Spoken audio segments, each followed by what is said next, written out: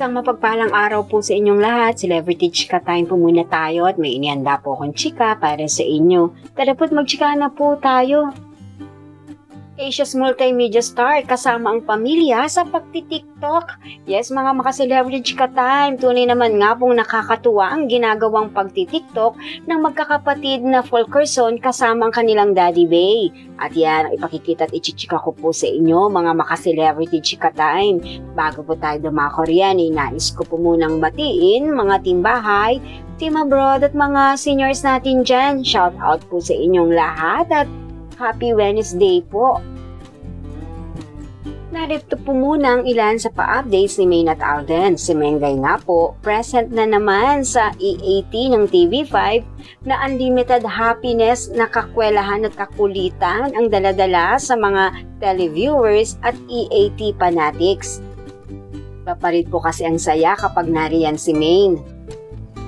Samantala, si Alden naman nasa ikatlong linggo na po na mapapanood sa mga sinihan ang kanyang pelikulang 5 Breakups and a Romance na kung saan nga po ay happy-happy ang Asia's multimedia star dahil umabot na po sa 50 milyon ang kanilang kinikita para dito.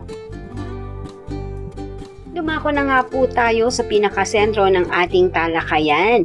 At eto nga pong Fulkerson family ay may nakatutuwang pagti-TikTok. Yes po, matapos pong maging abalang-abala si Alden sa kanyang paglilibot sa mga sinihan, ngayon naman nga po ay kasakasama ang kanyang pamilya at nakipag-TikTok pa ito sa kanyang mga kapatid na babae at kay Daddy Bay. Narito po at panuorin po natin ang kanilang masayang pagti-TikTok.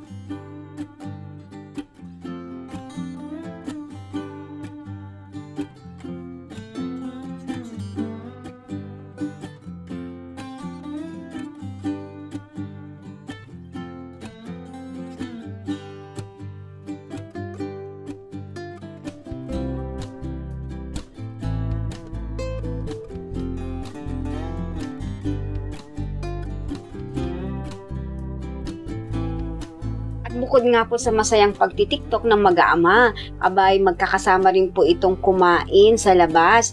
Syempre, day out po ngayon ni Alden para sa kanyang pamilya na very successful din po ng kanyang pelikulang 5 Breakups and a Romance. Simpleng selebrasyon kasama ang kanyang pamilya. Na as always nariyan para suportahan ang Asia's multimedia star.